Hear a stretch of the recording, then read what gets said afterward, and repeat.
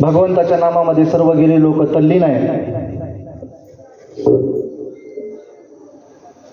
अन्नदान, नामस्मरण या सगळ्या गोष्टीची जाडजोड आहे.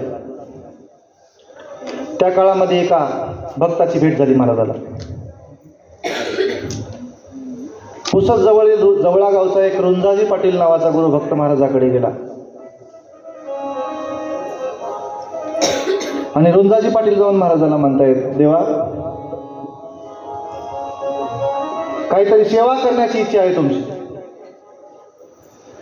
आणि सेवेचं पुण्य माझ्या पदरात पडावं अशी आमची अपेक्षा आहे आणि काहीतरी सेवा मला द्या.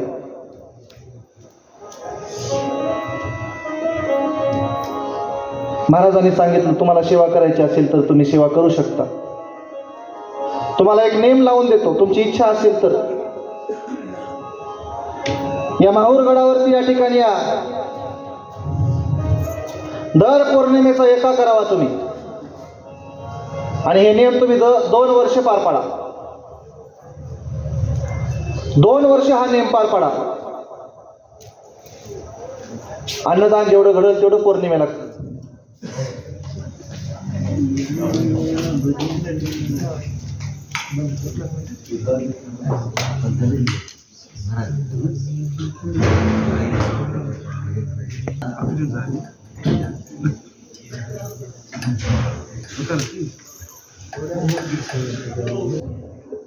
सेवा मागून घेतली. कसं व्हायला ना वेळ लागते. रुंजाजी पाटलाने सेवा मागून घेतली.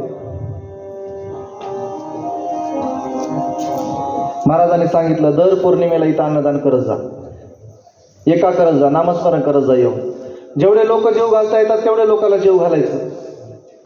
असं 2 वर्ष करा. जमलं तर कधी चालू ठेव.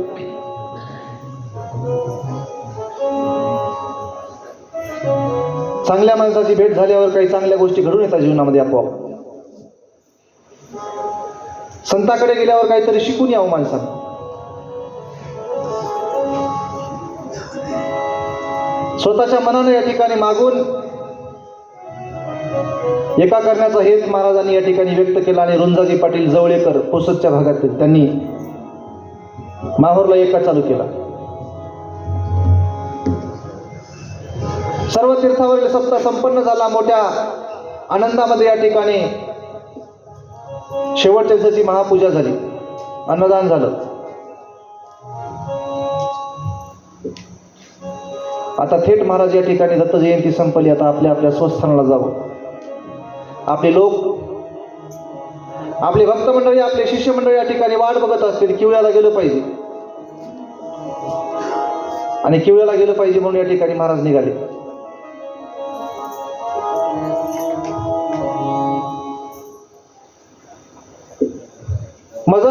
दर मजल करत या ठिकाणी ही दिंडी येऊन थेट किवळा नगरीमध्ये पोहोचली. काय लवकर हो महाराज, आताच इथं होते आपण, आताच माहूरला जाऊन आले.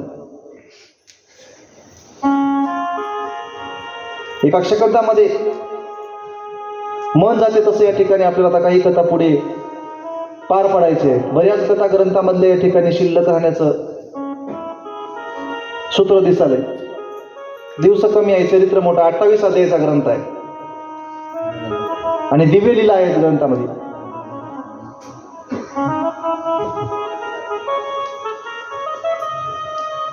महाराज माहूरची यात्रा करून परत किवळ्याला आले. किवळ्यामधला आपला रोजचा दिनक्रम चालू झाला.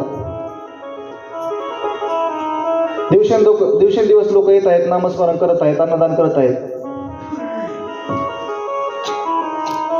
शिष्य मंडळीमध्ये वाढ होत आहे. दिवस जाऊ लागले निघून. झरझर असे दिवस, बरेच दिवस निघून गेले. संस्थानामध्ये कार्यरत असणाऱ्या 2 प्रमुख महाराजांपैकी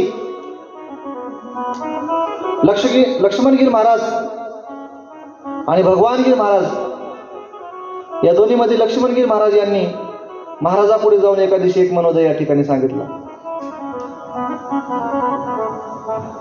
महाराज, मला संस्कृत शिकावीशी वाटते.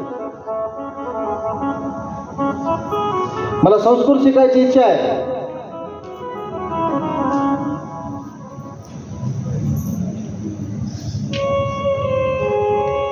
महाराज म्हणले काही हरकत नाही, तुला संस्कृत शिकायची इच्छा असेल तर नांदेडला जाय आणि नांदेडचे एका विद्वान कोणातरी ब्राह्मणाच्या हाताखाली संस्कृत शिकून या. शिक्षण घेण्यासाठी जावं लागते महाराज, बाहेर कुठंतरी गाव सोडावं लागते.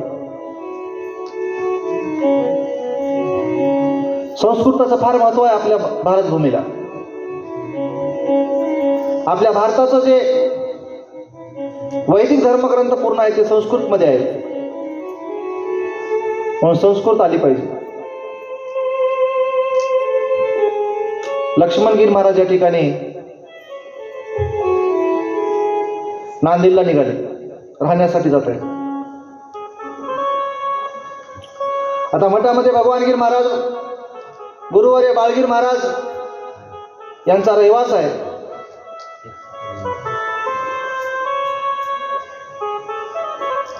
आणि सोबतीला बापूजी पाटील बोळशेकर, लक्ष्मणगीर महाराजाला तुम्ही जाऊन नांदेडमध्ये सोडून या, राहण्याची व्यवस्था करून या. त्यांचं सगळं नियोजन लावून या म्हणून बापूजी पाटलाला लक्ष्मणगीर महाराज सोबत नांदेडला पाठवलं.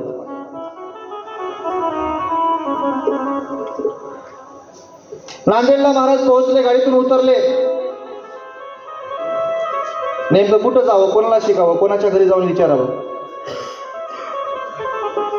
संस्कृत शिकवणारा कोण ब्राह्मण आहे, कोण्या ब्राह्मणाला विचारावं, हा मोठा प्रश्न त्यांच्या समोर होता. बसस्टँड मध्ये उतरून या ठिकाणी महाराज, आपली पिशवी आहे सोबत, राहण्याचे सर्व कपडे वगैरे आहेत. बापूजी पाटील आणि लक्ष्मणगीर महाराज बसस्टँडच्या बाहेर आले आणि एका ठिकाणी वट्यावर बसले.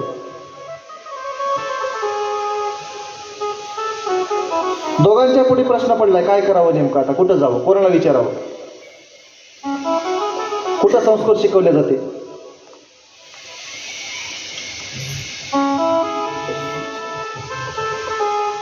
चांगला वेळ यायची जीवनामध्ये, चांगलं वळण यायची जर माणसाला या ठिकाणी घटिका जवळ आली महाराज, तर अशक्य ही शक्य गोष्टी होतात. नांदेडमधील एक सद्ग्रस्त असणारे, ज्यांचा आपल्या चरित्रामध्ये उल्लेख आहे असे, त्यांचं नाव आहे गणुसिंग.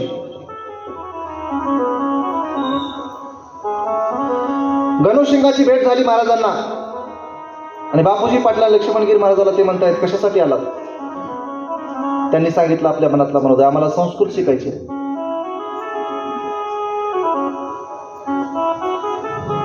कुठं राहायचं अजून ठिकाणा नाही, काय खाणार काही नियोजन नाही, कोणाकडे शिकायला काही माहित नाही, काय करावं हा प्रश्न पडला. गणुसिंग महाराज सद्विवेकी होते,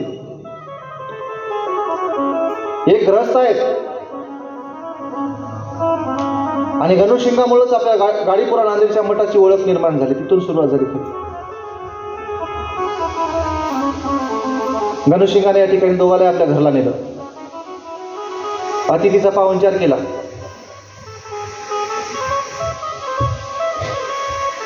अतिथी घरी आल्यानंतर या ठिकाणी पाहुणचार करावा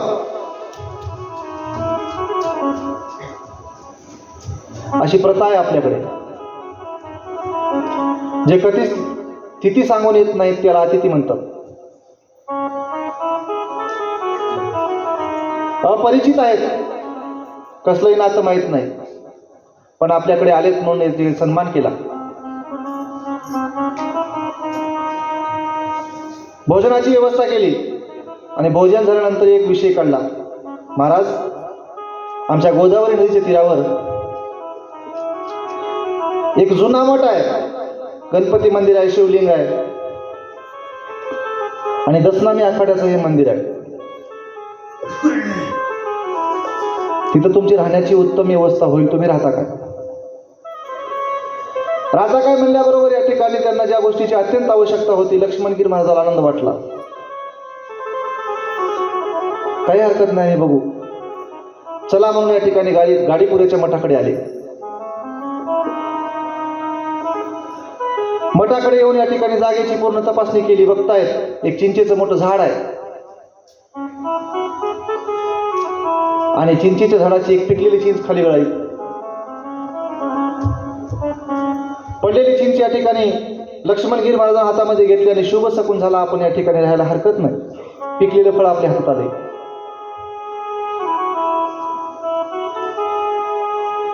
म्हणून महाराजांनी होकार दिला. त्या ठिकाणी पुजारी म्हणून भवानगीर महाराज, भगवान नाही भवानगीर महाराज नावाचे साधू राहत होते. पण त्यांचं मठामध्ये राहणं जास्त काळ टिकून नाही राहायचं. ते गावगाव फिरायचे कुठं कुठं असंच कार्य करत. अशी मठाची बांधणी सुद्धा नव्हती, साधी या ठिकाणी खोपी होती. साधा मठ, एकदम प्राचीन मठ. गणुशिंगानं संस्कृत शिकवणाऱ्या एका ब्राह्मणाची ओळख त्यांना करून दिली. रोजच्या रोज काय करावं, रोजच्या रोज काय करावं. कोणीतरी लोक यायचे आपल्या मठामध्ये, महाराज येऊन राहिलेत म्हणून जवळचे नांदेडचे लोक येऊन त्यांना खाण्याची पिण्याची व्यवस्था, कोणी तांदूळ द्यायचे, कोणी साखर, कोणी डाळ, असे पदार्थ देऊ लागले.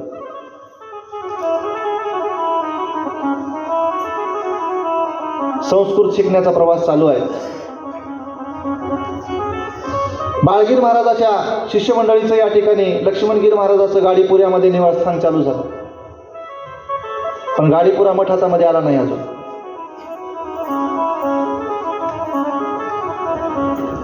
रोजच्या रोज या ठिकाणी इकडे किवळ्याचा परमार्थ वाढत आहे, तिकडं गाडीपुऱ्यामध्ये त्यांचं शिक्षण चालू आहे, तिकडे त्यांचा परमार्थ चालू आहे. गावगाव लावलेले झाडं आहेत, ते प्रत्येक गावामध्ये नामवृक्ष लावले आहेत, ते प्रत्येक गावचे लोक नामस्मरण करत आहेत. महाराजांच्या भेटला दर पौर्णिमेला येऊ लागले. एके दिवशी महाराजांच्या मनामध्ये संकल्प झाला, आता आपलं वय वाढलंय आणि जितकं माणूस मोठं होत जाईल तितकं तुम्हाला सांगतो पैशाचं ओझं, सत्तेचं ओझं, कामाचं ओझं आपल्यावर ठेवू नये वाटते माणसाला. आता हे मठाचा कारोबार, हे मठाची देवाणघेवाण, मठाचा व्यवहार, मठाचा पैसा, हे सगळे कार्यक्रम, या सगळ्या गोष्टीचं महाराजाला थोडं वजन वाटायला सुरुवात झाला. आता स्वतःचा विरक्ती प्राप्त झाली पाहिजे, वैराग्याची दशा भोगली पाहिजे. तुकाराम महाराजांना सुद्धा त्रिसूत्री जीवन जगलं, संसारातलं जीवन जगितलं, एकांतातलं जीवन भामचंद्र माळावर, भंडारा माळावर जाऊन जगलं. आणि एकांतातही जगले आणि लोकांतामध्ये जगले. तसंच माझ्या बाळगुरू आईला सुद्धा वाटू लागले की आता विरक्ती झाली पाहिजे, आपण आता या सगळ्या जबाबदारीतून मुक्त झालं पाहिजे. आता एका ठिकाणी बांधून राहावं, आता हे काही आपल्या तत्वात बसणारी गोष्ट नाही. असा गुरु महाराजांचा मानस झाला.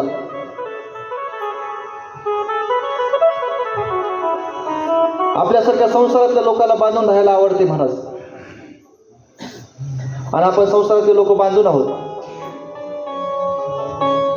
एवढे पक्के बांधून आहोत की आपण जर आज जायला गेलो, आपण पहाटे 5ला जर आपल्या घरी पोहोचना गेलो तर आपली म्हैस दूध देत नाही याची आपल्याला काळजी आहे. आपण बांधून आहोत. नेमकं काय करावं? सगळे संसाराचे ओझे आपल्यावर पडलेत.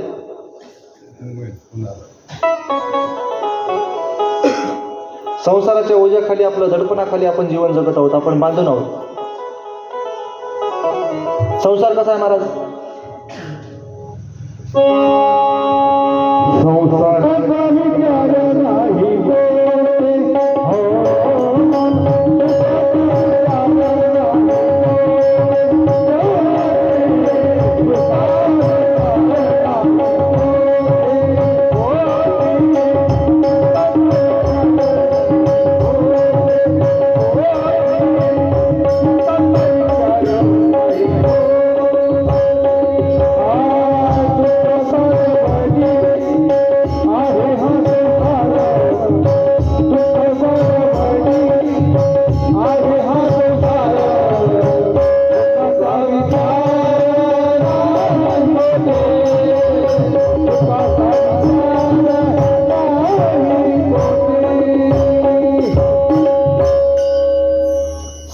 संसारामध्ये आपल्यावर जबाबदारी आहेत. आपण ऐकून राहतो, आपण बांधून राहतो, बांधलेले आहोत आपण.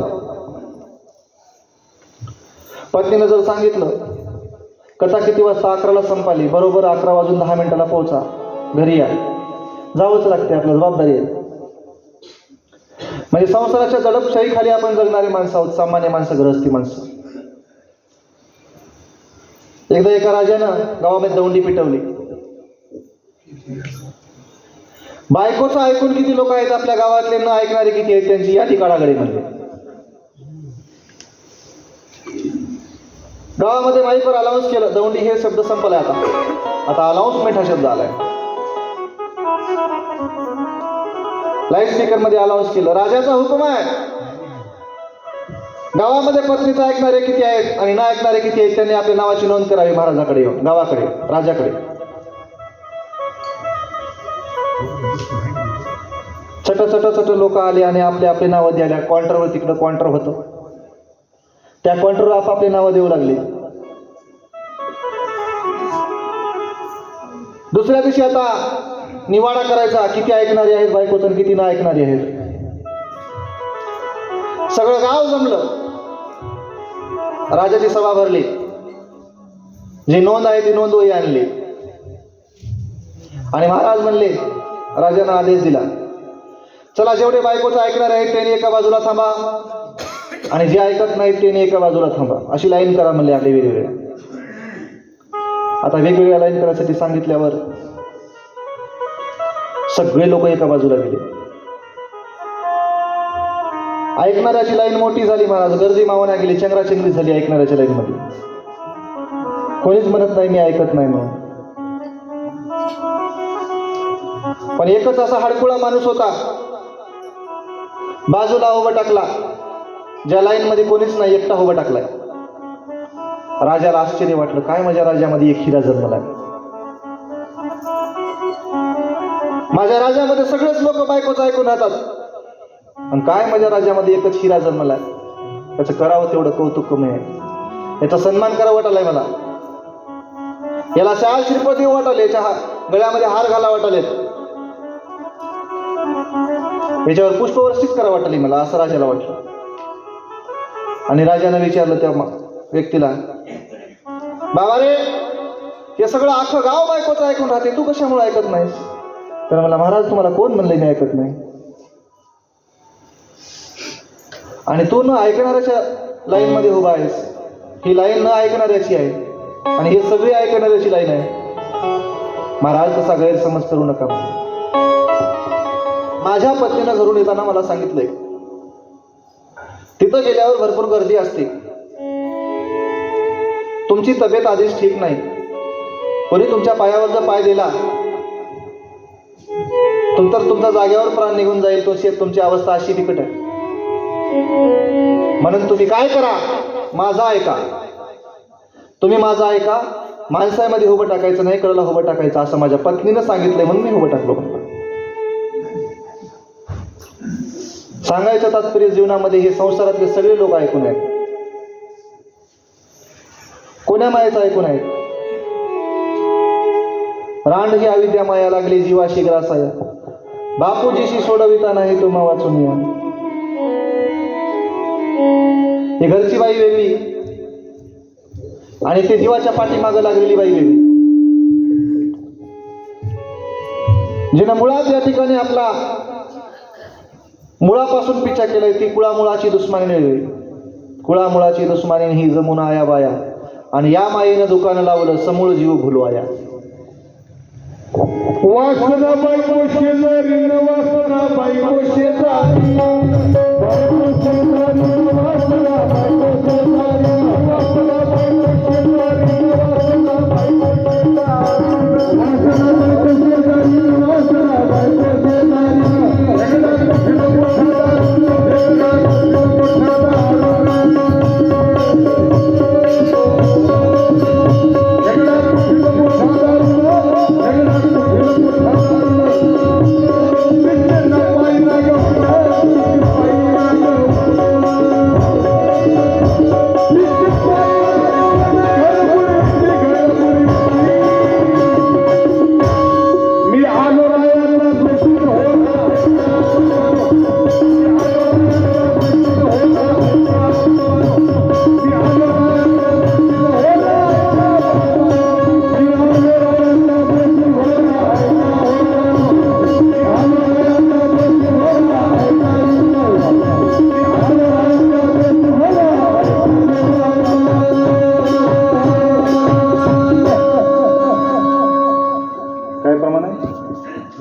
बायको शेजारी बायको वासना बायको शेजारी खेगडा कुठील मोठा दारुण तिची नागव पायी मागवत घर पुढविशी मियाल रायाचा दोषीर हो ऐका बाबानो मी आलोरायाचा दोषीर हो मी आलोरायाचा दोषीर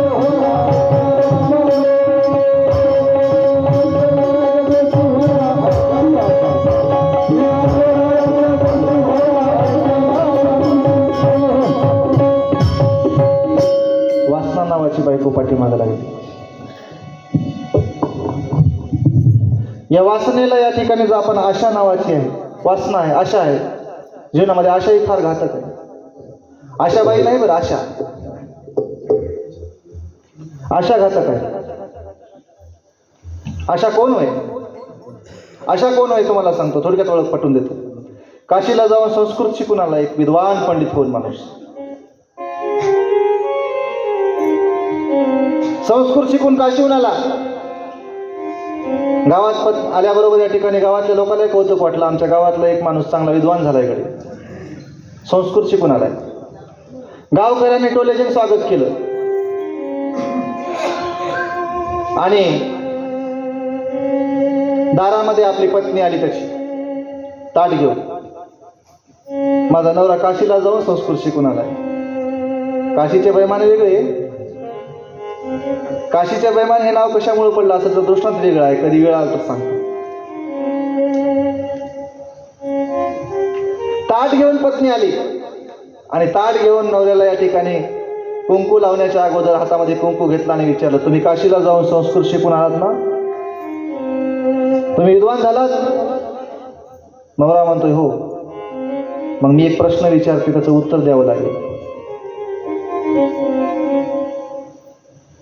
उत्तर देसाल तरच तुम्हाला हे कुकाचा पटा ओढून तुम्हाला ओवाळणी करून घरात घेईल, नाहीतर इथून अजून परत काशीला.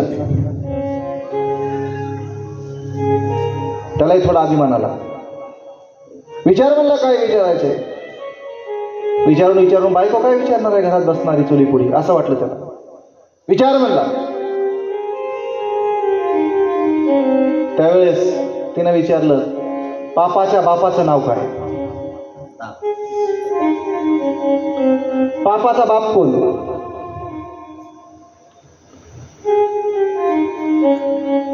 त्याचा चेहराच पडला. मी बकळले पाठ करून आलतो, मग आता सगळं विसरून गेलं की म्हणलं. चेहराच पडला. पापाचा बाप कोण म्हणल्यावर खाली मान घातली आणि 2 मिनिटं विचार केला. काय काय पाठांतर केले, काय काय अभ्यास केलाय, काय काय शिकले, सगळं लक्षपूर्वक या ठिकाणी डोक्यात घेतला. पापाचा बाप कळाला. काही हरकत नाही म्हणून दररोजापासून वापस निघाला. राग गावाच्या देगत अपमान झाला. सगळं गाव बघत आहे. बायकोने प्रश्न विचारलाय, पापाचा बाप कोण? आणि काशीला जाऊन शिकून आले, त्याला पापाच्या बापाचं नाव माहित नाही. सगळ्या जगासमोर बायकोने आपला अपमान केला. कडे म्हणला, पापाच्या बापाचा पताच काढून येऊ. घरासमोरून रागा निघाला. डायरेक्ट थेट गाडीमध्ये बसला आणि परत काशीला गेला.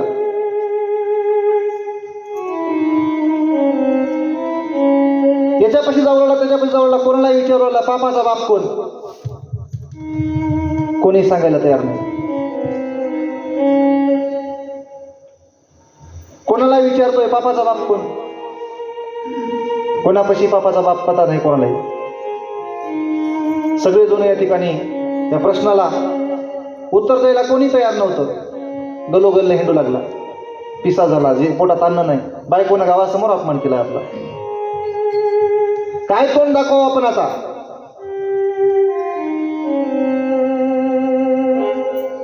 जगामध्ये सगळ्यात मोठा अपमान जर आपला बायकोनं आपला केला असेल तर माणसाला खूप वाईट वाटते. खरं होय की?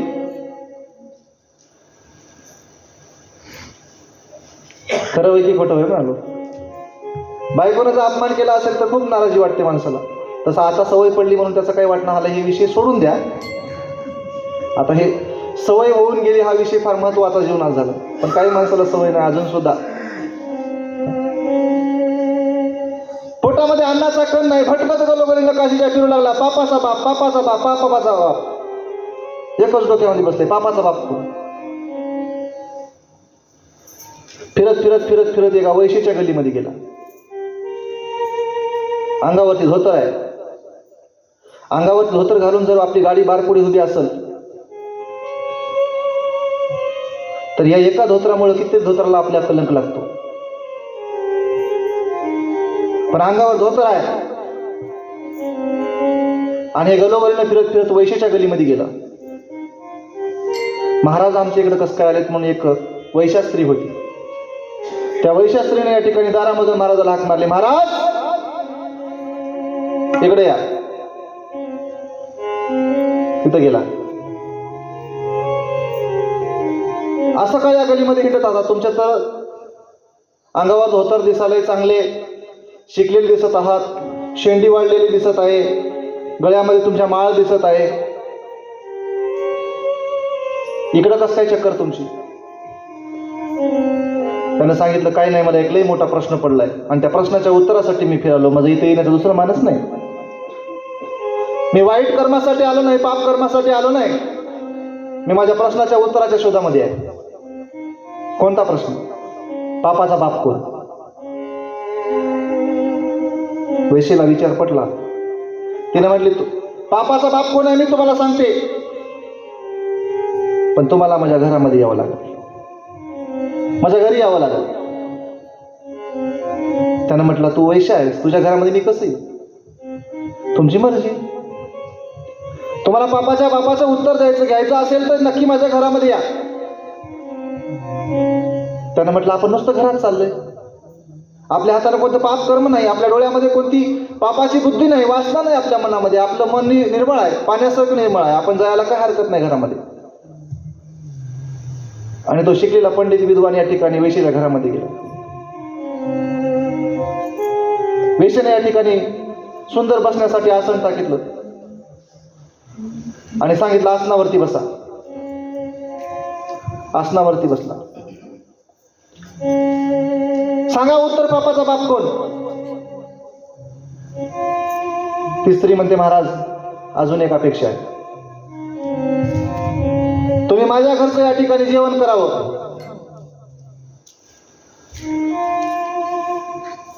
तुम्ही जर या ठिकाणी जेवण केलं तर मी नक्कीच तुम्हाला या ठिकाणी पापाचा बाप सांगेन.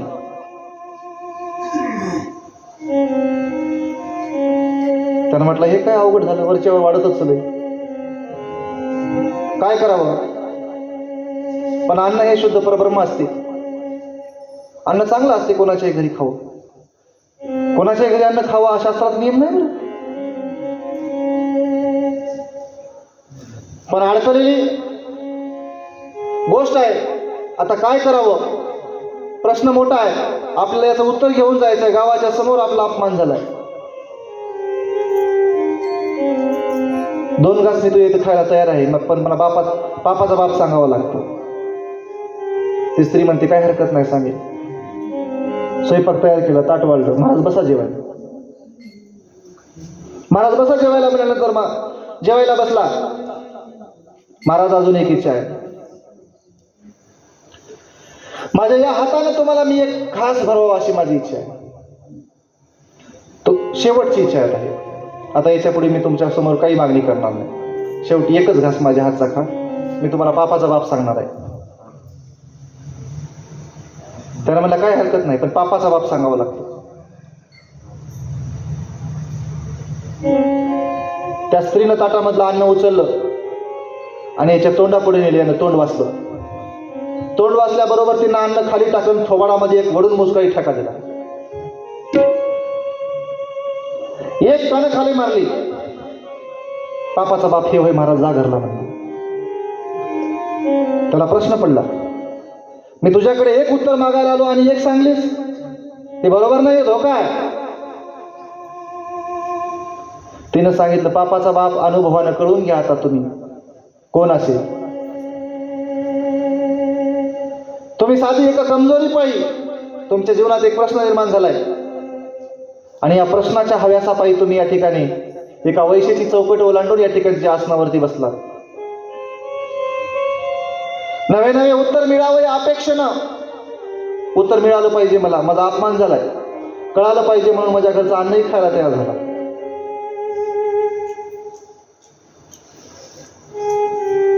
परद्रव्य हस्तदग्ध, परस्त्री नेत्रदग्ध, पर अन्न जीवादग्ध. दुसऱ्याचं धन जर आपल्या हाताला विनाकारण आला असेल आपल्या हातामध्ये की आपण घेतला असेल लुबाडून, तर ते आपल्या हातासाठी दोष आहे म्हणतात. हे दोष आहे. परस्त्री नेत्रदग्ध हे डोळ्याचा दोष आहे. आणि दुसऱ्याच्या घरचं आपण जर अन्न खात असाल, ज्या अन्नामध्ये सात्विकता नाही, ज्या अन्नामध्ये या ठिकाणी जोडलेला कशा प्रकारचं त्यांना अन्न कमावलंय, कसल्या प्रकारचा विचार नाही, वाढणारा कोण्या वर्गातला आहे याचा थांगपत्ता नाही, तिथं जर आपण खात असाल तर जीवादग्ध हे दोष आहे. हे कसल्याच प्रकारचा दोष न बघता तुम्ही खायला तयार झालात, एवढ्यावर ठीक होतं. पण प्रश्नाचं उत्तर मिळावं म्हणून अजून तुम्ही पुढचीही पायरी हद्द गाठली. एका वैश्याच्या हातचं तुम्ही अन्न या ठिकाणी घास भरवण्यासाठी तयार झालात आणि तुम्ही तेही खायला तयार झालात. म्हणजेच पापाचा बाप कोण असेल तर पापाचा बाप आशा आहे. तुम्हाला आशा लागून गेली की माझ्या प्रश्नाचं उत्तर भेटलं पाहिजे, माझ्या प्रश्नाचं उत्तर भेटलं पाहिजे. म्हणून प्रश्नाचं उत्तर भेटण्याच्या शोधामध्ये तुम्ही कितीतरी पाप करत बसलात. पापाचा बाप कोण असेल तर ही आशा आहे. आशाला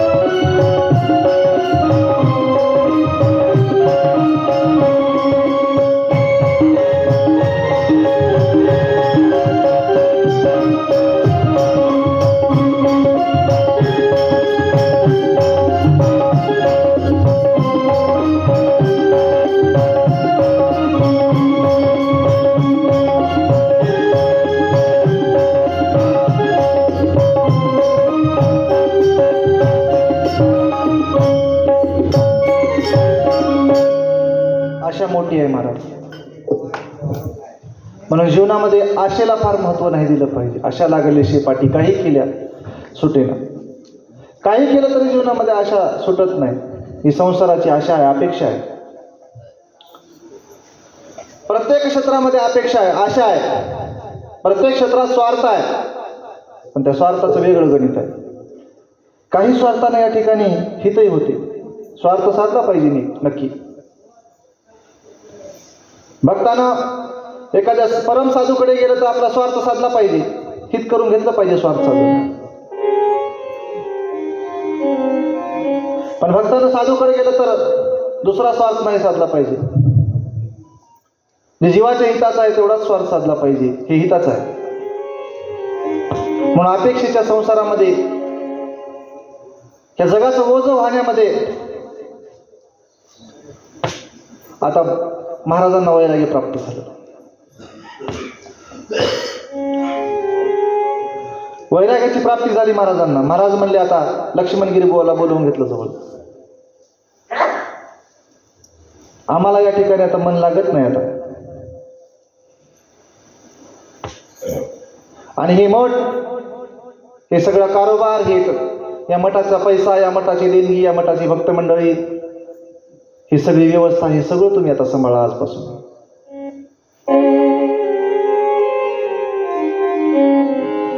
लक्ष्मणगिरी बुवाच्या डोक्यावरती या ठिकाणी सर्व कारभार टाकण्याचं योजलं. गावातले काही पुढारी बोलवून घेतले महाराजांनी.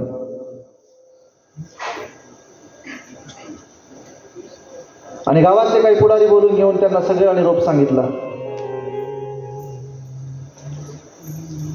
की आता आम्हाला हे कारभार, या सगळ्या गोष्टी करायची इच्छा उरलेली नाही. आता केवळ आणि केवळ संप्रदायाचा प्रसार, प्रचार आणि हिंडता फिरता या ठिकाणी आम्हाला करायचं. गावगाव भक्त मंडळीमध्ये वाढ करायची आहे आता आम्हाला. आता एकांत साधायचे आहे आता आम्हाला.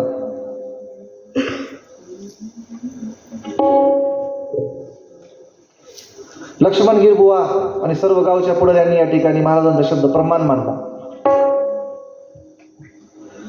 महाराजांनी जे बोलावं ते सर्वांना ऐकावंच लागते महाराज, प्रश्नच नव्हता. काही लोकांना नाराजी वाटली, काही लोकांना या ठिकाणी अंतःकरणापासून दुःख वाटलं. आता महाराजाची संगती आपल्या किवळ्या राहणार नाही. किवळा गाव या ठिकाणी महाराजाच्या संगतीपासून पोरकं होणार आहे. आता महाराज आता किवळा सोडून जायचं या ठिकाणी सांगू लागले. बऱ्याच भक्तगणांच्या डोळ्यामध्ये पाणी देखील आलं, अश्रू येऊ लागले डोळ्यामधून. काय करावं हा प्रश्न पडला. पण महाराजांच्या पुढे कोणाची बोलायची हिंमत होईना. महाराजांनी ठरवलं आता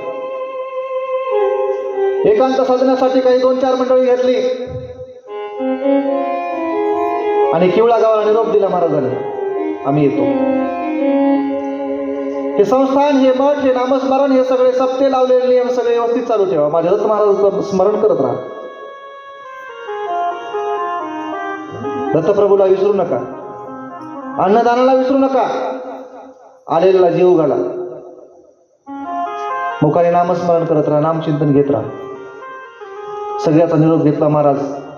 आणि महाराज परत एकदा परिक्रमेची वारी आल्याने सह्याद्रीकडे निघाली. परिक्रमा जवळ आलेली आहे. सह्याद्रीकडे महाराज निघाले, माहूरला महाराज निघाले.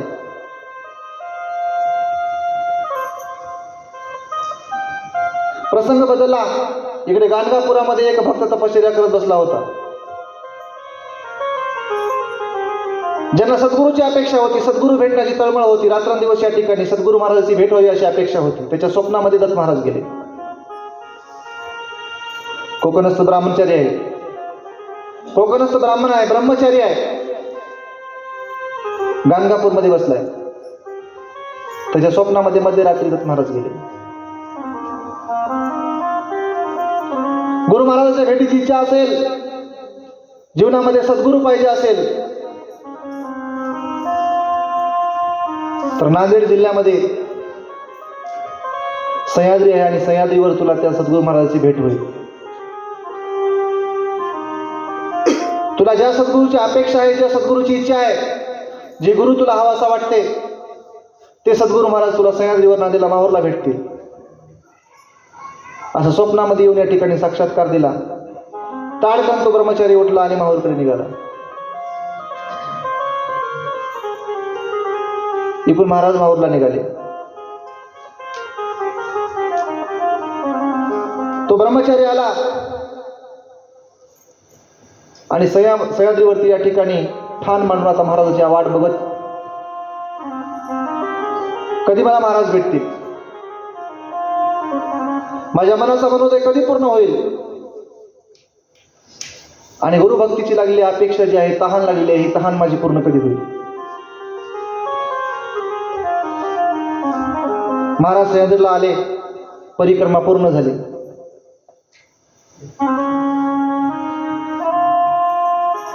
परिक्रमा बाळगिरी महाराजांना सुद्धा केली. बरं, लक्षात ठेवा, आपणही केली पाहिजे.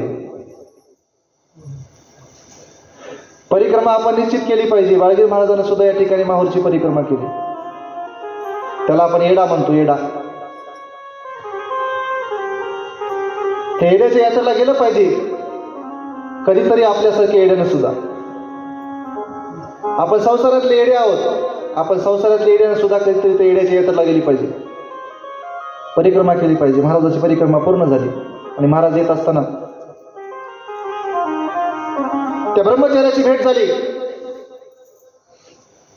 महाराजांच्या चेहऱ्यावरचं विलक्षण असं तेज असणारं पाहिलं आणि बाळगुरुआईची मूर्ती बघून या ठिकाणी त्याच्या मनामध्ये प्रकाश पडला.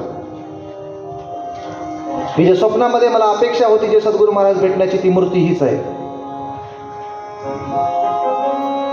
ज्याच्या मनामध्ये माझा छंद लागला होता,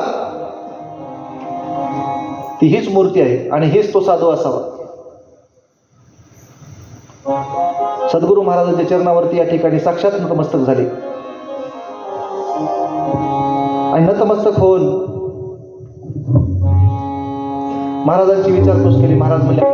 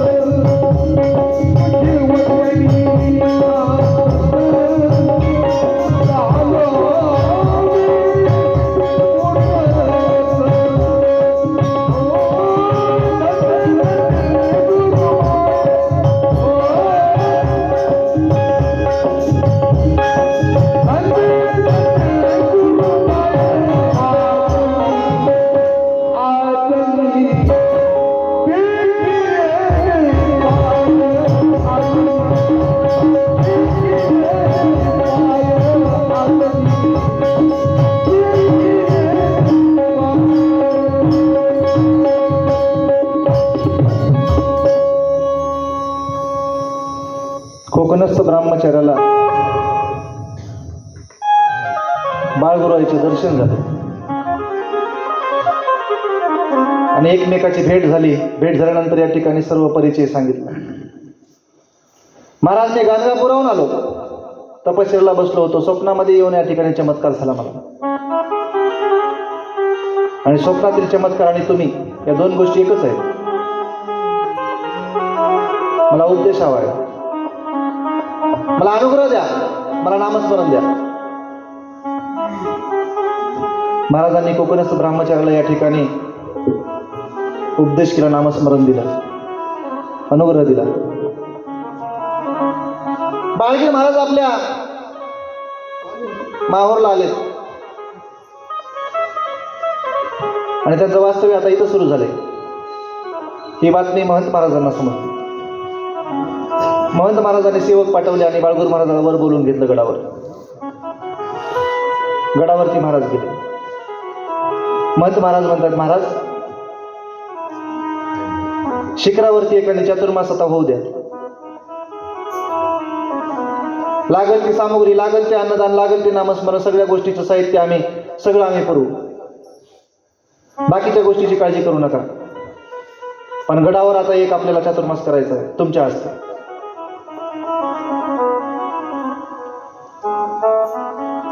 महाराजांनी या ठिकाणी चातुर्मास करण्यासाठी तयारी झाली, होकार दिला. आणि बाळगूर महाराजांचा चातुर्मास दत्त शिखरला धोनी घरामध्ये चालू झाला. धोनी घरामध्ये चातुर्मासाला सुरुवात झाली. सगळे गावगावचे मंडळी आहेत, भक्त मंडळी आहेत, नामस्मरण करतायत, अन्नदान करतायत, रात्रंदिवस उपदेश, सगळ्या गोष्टी इकडे चालू आहेत. सुंदर प्रकारे चातुर्मास संपन्न झाला. आणि चातुर्मास संपल्यानंतर इकडं जे काही नांदेड जिल्ह्यातील भक्त मंडळी होती, किवळा असेल, दहागावचे असतील, बापूजी पाटील बोळशेकर असतील, आपल्या वासरीचे मोहनगीर महाराज असतील, असे काही बरेच लोक जमले नांदेड जिल्ह्यातले गाडीपुऱ्याच्या मठामध्ये.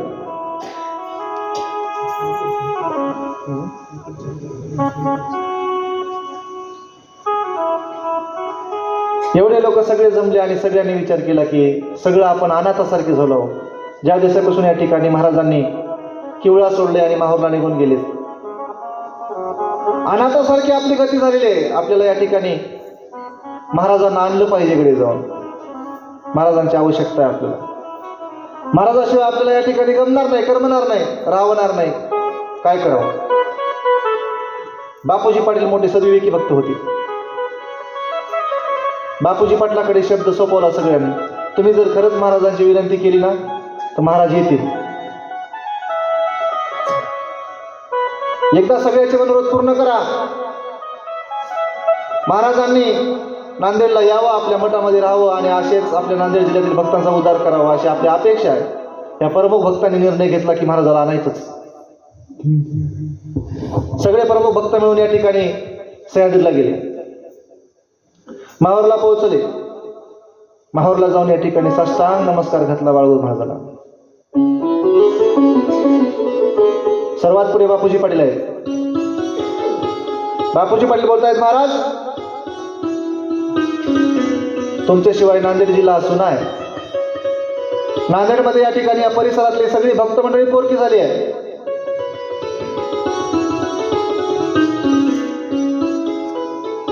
आणि तुम्ही जर त्या ठिकाणी याल तर सर्वांचे मनोरथ पूर्ण होतील. अजून कितीतरी लोक परमार्थाला लागतील. या भक्तीचा वृक्ष मोठा होईल. तुमचा आश्रय मिळाला, तुमचं नामसाधना, तुमचा उपदेश जर या लोकांना मिळाला तर कितीतरी अजून भक्त मंडळी वाढतील. या भवसागरातून तरुण जातील. तुम्ही यावं.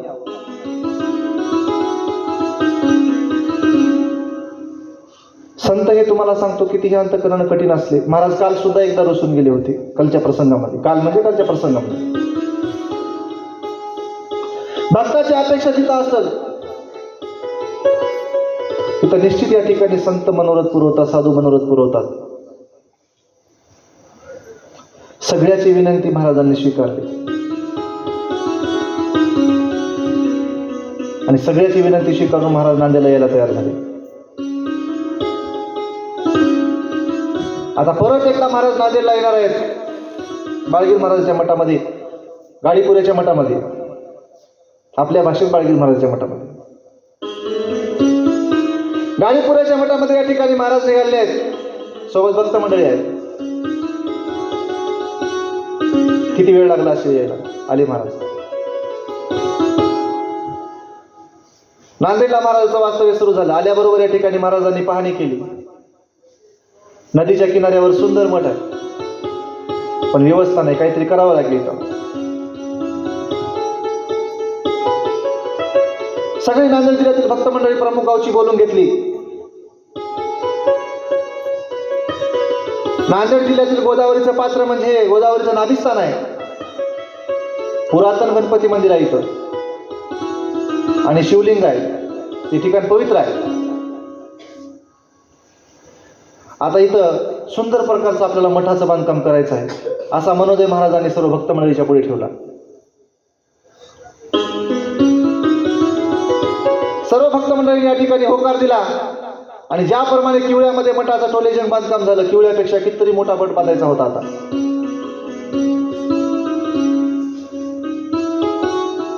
आपल्या आपल्या परीने या ठिकाणी सर्वांनी हो केले.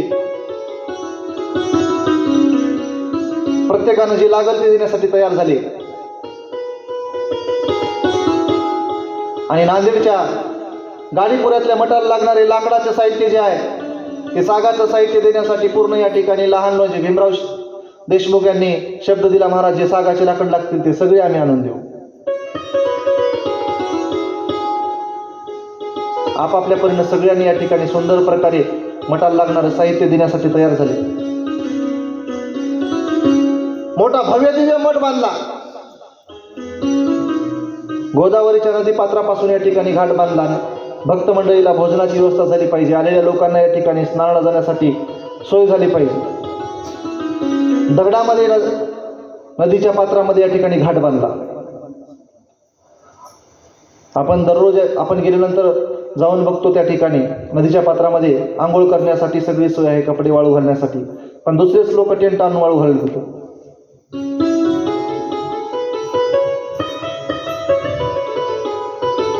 सगळी सुंदर मठाची बांधणी केली.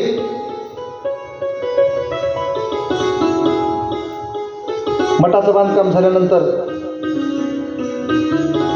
आता महाराजाच्या मनामध्ये एक मनोदय निर्माण झाला आहे की नांदेडमध्ये आपण अजून एकही वेळेस भोजन दिलं नाही. आता नांदेडच्या सगळ्या लोकांना भोजन दिलं पाहिजे, पंक्ती दिल्या पाहिजे, जेवायला दिलं पाहिजे, अन्नदान केलं पाहिजे. नांदेडमध्ये टोलेजंग कार्यक्रम मोठा आयोजित केला.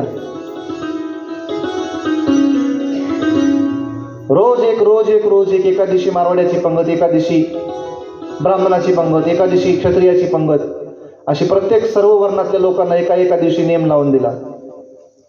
आपापल्या परीने सगळ्यांनी पंक्ती पार पडल्या. उठा लहान थोर नारी आणि नर, ब्राह्मण आदी शूद्र जावे वेगळी. इथं कोणालाही आहे, प्रत्येक समाजासाठी आहे, प्रत्येक जातीला आहे. सगळे नांदेडमधल्या लोकांनी त्या भोजनाचा आस्वाद घेतला. नांदेड नगरीतल्या लोकांना वाटू लागलं काय महात्मा आपल्याला लाभलाय. एवढं अन्नदान या ठिकाणी होते. अन्नदानाचा महिमा वाढवणारा, नामाचा महिमा वाढवणारा महात्मा आपल्याला लाभलाय. नांदेडच्या लोकांना या ठिकाणी आनंद वाटू लागला. एक दिवस सुंदर असे कार्यक्रम होऊ लागले. शेवटचा दिवस. आता सगळ्याचेही जेवण झाले. ब्राह्मणाची पंगत झाली, ब्राह्मण लोकही जेवून गेले. मारवाड्याची झाली, क्षत्रियाची झाली, सर्वही लोक, व्यापारी वर्ग सगळ्याची पंक्ती उठल्या. महाराज म्हणले आपल्या नांदेडमध्ये मुस्लिम समाज सुद्धा भरपूर आहे आणि त्यांना सुद्धा अन्नदान घालावं अशी माझी इच्छा आहे. बघा संतांचं मोठेपण. काही मुस्लिम लोकांच्या पुढाऱ्यांना बोलावून घेतलं आणि तुम्हाला भोजनाची सोय करायची आहे, तुम्हाला अन्नदान घालायचं आहे आम्हाला, तुम्ही काय खाता, तुम्हाला काय आवडतं. त्यांनी महाराजांचं या ठिकाणी मनोगत ओळखलं आणि महाराजांना सांगितलं, महाराज आम्हाला गोड भाताचं जेवण करून द्या. आणि नांदेडमधील सर्व मुस्लिम समाजाच्या लोकांसाठी मोठं गोड भाताचं जेवण केलं आणि सगळ्या मुस्लिम लोकांना गोदावरी नदीच्या पात्रामध्ये या ठिकाणी भोजन घातलं. हा नगर भोजनाचा कार्यक्रम संपन्न झाला. मठाची बांधणी झाली. महाराज सह्याद्रीने आले, नगर भोजन झालं, मठाची बांधणी झाली. नंतर महाराजांनी ठरवलं आता मठामध्ये 128 लोकांचा वर्षस्मरणाचा पारा करायचा. 1 वर्ष आपल्याला इथे 128 लोकांचा पारा चालू करायचा. गावगाव बातमी पसरली, पत्रिका गेल्या. जसा किवळ्यामध्ये 128 लोकांचा वर्षस्मरणाचा कार्यक्रम केला होता तसाच करायचा. गावगावचे लोक येऊ लागले. 128 लोकांचा सप्ताह या ठिकाणी उभा राहिला. 1 वर्ष सप्ताह पार पडला. 1 वर्ष मोठा सप्ताह टोलेजंग पार पडला. शेवटी एक मोठी महापूजा, 1.25 खंडीची महापूजा टाकली 1 वर्षाच्या नंतर. आणि 1.25 खंडीची महापूजा टाकून मोठा कार्यक्रम केला. महाराजाला बोलवून आलेला आहे. सालेगावचे तुकाराम पाटील, धर्माबाद तालुक्यामध्ये सालेगाव आहे. सालेगावचे तुकाराम पाटील मठामध्ये आले. बाळगी महाराजा पुढे येऊन हात जोडले. महाराज, प्रत्येक गावोगाव तुम्ही जाऊन या ठिकाणी लोकांचा उद्धार करता आणि आमच्या गावाला तुम्ही यावं, आमची इच्छा आहे. आता महाराज सालेगावला जाणार आहेत उद्या. कुठंतरी आपल्याला त्यांच्यासोबत आज माहूरचं दर्शन करून आलो. काय काय झालं आज आपल्याला त्यांच्यासोबत, महाराजांसोबत काय काय बघायला भेटलं खरं सांगा. आज लहान गावामध्ये सप्त्यामध्ये आपण उपस्थित होतो. आज सर्व तीर्थाची आंघोळ केली आपण सर्वांनी माहूरमध्ये. आज अनंत ब्रह्मांडाचे नायक भगवान दत्तात्रय प्रभू यांचं दर्शन घेतलं. त्यानंतर आज महाराजांसोबत आपण किवड्यामध्ये आलो. परत एकदा सह्याद्रीला गेलो.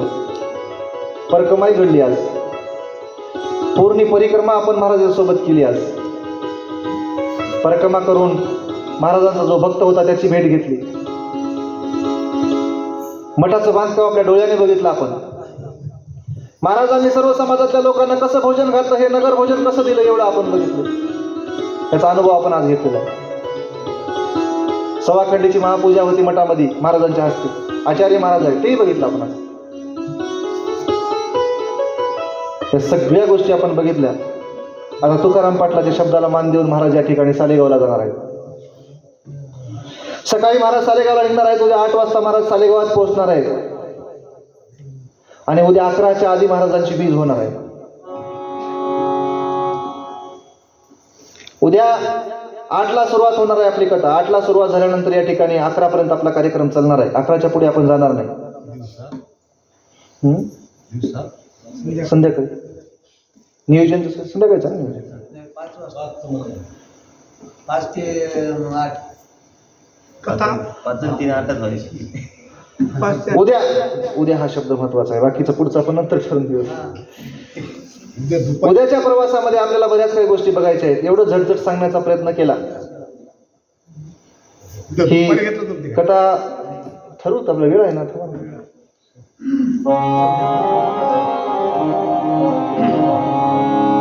आपल्याला उद्या महाराज कसे जाणार आहेत. महाराज उद्या या ठिकाणी महाराजांची बीज होणार आहे आणि त्या बीजाच्या प्रक्रियेच्या मध्ये पिंपळगावाला महाराज येणार आहेत.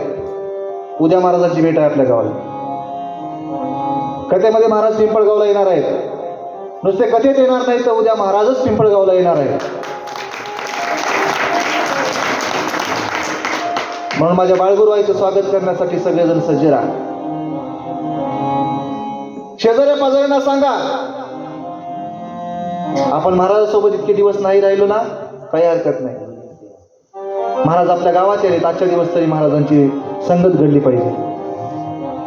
आजच्या संगतीपुरता तरी लाभ झाला पाहिजे. पिंपळगावात येऊन महाराजांनी सगळ्याला दर्शन दिले, कसं दिले, काय झाले, आपण या कार्यक्रमाला साक्षीदार राहिलो पाहिजे. म्हणून सगळ्यांनी या ठिकाणी मोठ्या संख्येने उद्या उपस्थित राहा. आज महाराज सालेगावला निघालेत. आता महाराज वाटेनं प्रवासात आहेत. महाराज उद्या पोहोचतील. महाराज उद्या ज्या कथेचा टाइम तुमचा असेल त्या टायमाला बरोबर पोहोचतील. महाराज सालेगावात पोहोचण्याच्या अगोदर तुम्ही इथं यावं अशी सर्वांना विनंती आहे. आपला वेळ झालेला आहे. सुंदर अशी सेवा सर्वांनी या मोठ्या अंतःकरणानं हृदयपूर्वक चिंतनपूर्वक या ठिकाणी ऐकण्याचा प्रयत्न केला. सर्व माता भगिनींच्या चरणाप्रती नतमस्तक होतो. जे काही शब्द येडे वाकडे वाटले असतील, कमी वाटला असेल, जास्त वाटला असेल, ऊन वाटला असेल, पदरात साठवून घ्या. काही चांगुलपणा वाटला असेल, काही आवडला असेल तर ते माझं काहीच नाही, माझ्या सद्गुरू महाराजांची देण आहे.